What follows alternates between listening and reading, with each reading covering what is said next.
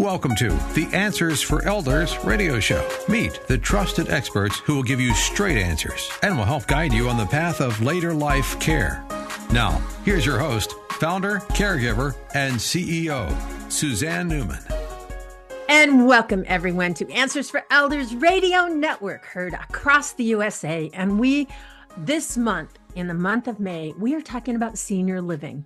And, I think many of us, when we reach even my age, and I'm 68, we start thinking about how am I going to live the rest of my life? We may have some mobility challenges at this age, but we pretty much can live independently. We don't have dementia. A lot of us start thinking, I've grown up, lived in a house for 40 years and raised my children.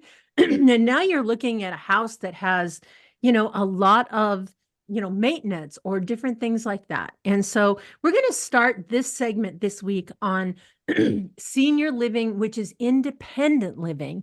And, it may be something that you may not think about. So if you're, to our listeners, if you're thinking of senior living, oftentimes you're thinking about assisted living or memory care or something like that.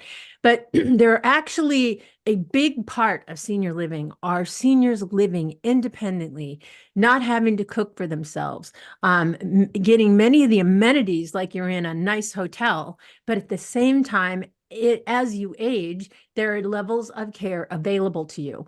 And sometimes there are, sometimes there is not. There's different options. And so this week, we are going to talk to an amazing friend of mine who I absolutely adore. She's been on our show before, and it's Joan Rettmann, and she's the Regional Sales Director of Transforming Age here in the Pacific Northwest. And Joan, welcome back to Answers for Elders. Thanks, Suzanne. Great to be back.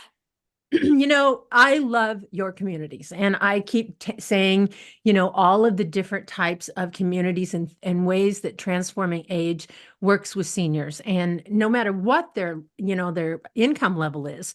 And that's something I think that's really important. And that's why I kind of wanted to bring you into the picture, because a lot of seniors that are in their late 60s, early 70s, they're looking for their next step. They're thinking about downsizing. What are you finding, Joan, in the overall world that, in my age group, when that senior is getting ready to downsize? What are their priorities?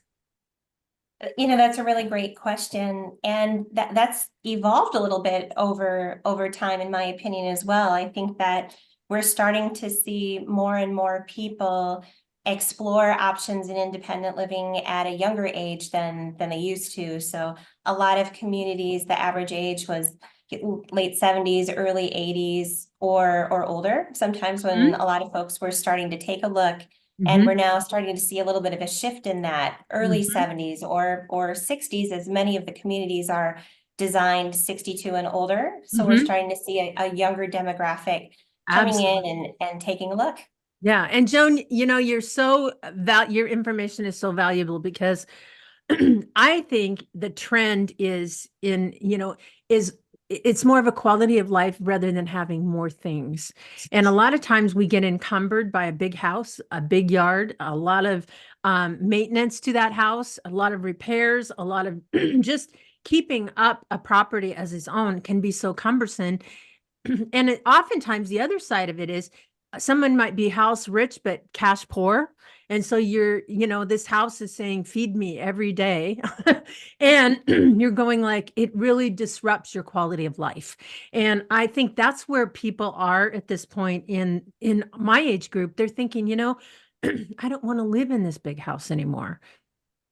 Yes, that's exactly right. I think you bring up a really good point that sometimes what seems like a forever home at some point switches to feeling like it might be holding you hostage a little bit, that all of the needs that it takes for maintenance and to keep it going end up getting in the way of other priorities that you may now have, where you want to be liberated from those things a little bit more, have freedoms to be able to spend more time doing other things socially, which is where retirement communities can really offer a lot of benefit by creating a low maintenance lifestyle and increase more time for those social opportunities.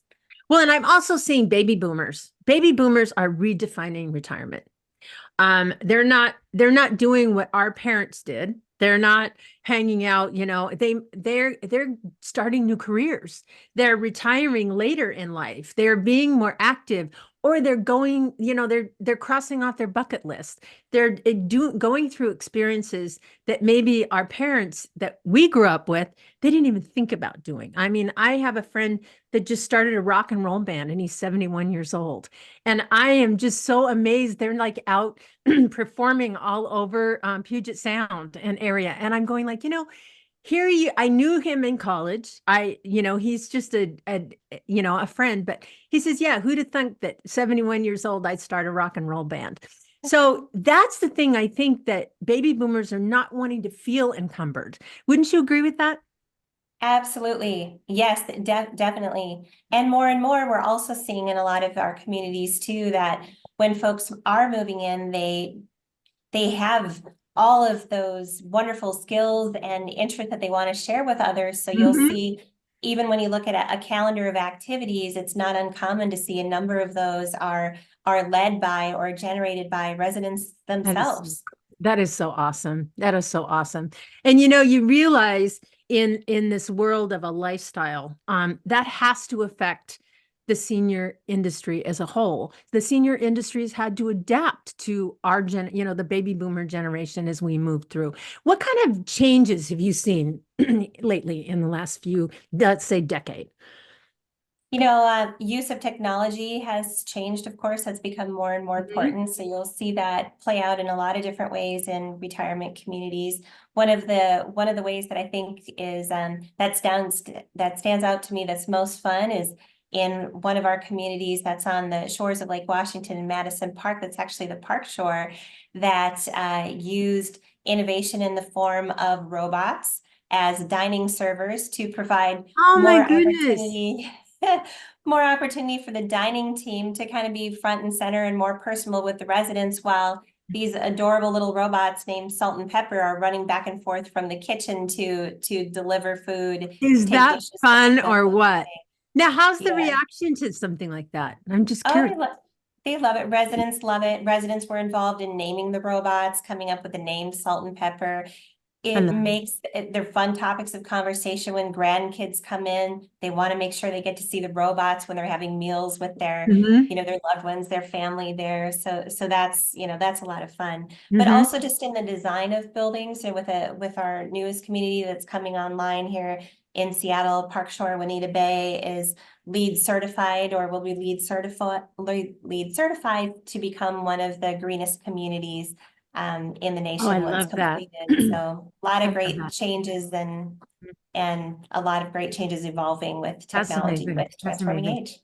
It's interesting with transforming age because you guys offer really housing for low-income seniors as well as high-income seniors. Would you kind of explain your model? Yes, that's actually one of my favorite things about transforming age is the diverse population in which transforming age serves. So here in the Washington area, for instance, there's 6 communities. As I mentioned, one is under construction right now. Examples of some of those that are serving those that require affordable housing or income qualified would be Evergreen Court, for instance, in Bellevue. Fredland Manor, Norse Home also are more affordably priced. There are higher end communities here as well. So there's a diverse collection in the portfolio to serve a wide variety of population. But there are also several affiliates that are attached to Transforming Age. And again, Transforming Age is one of the largest not-for-profit organizations related to senior living in the country. So there are other affiliates like Shag Communities that you see around. Many of those are tied to Transforming Age as well, and a number of other supported services, full life care. The way to best learn about Transforming Age, because there are so many things attached to it, feel free to check out the website sometime and just search Transforming Age and check it out. There's a lot of great information about those affiliates there. That's great. And so, Joan, what is the website that people can go to? Just transformingage.org. You'll be able to find everything you need. Absolutely. And for those of you that are listening to us across the USA, Joan, you have communities all across the USA, affiliates, do you not? There's quite a few different states. It's largely concentrated in the Midwest, here in Washington, and new affiliations also in California. Absolutely. And guess what? We have stations in all those areas. And so we hope to if you're thinking about downsizing, Transforming Age might be a really good first step. And Joan and I, we're going to talk a little bit more about independent living, the different options that you have, and we'll be right back right after this. We at Answers for Elders thank you for listening. Did you know that you can discover hundreds of podcasts in our library on senior care? So visit our website and discover our decision guides that will help you also navigate decision making. Find us at answersforelders.com.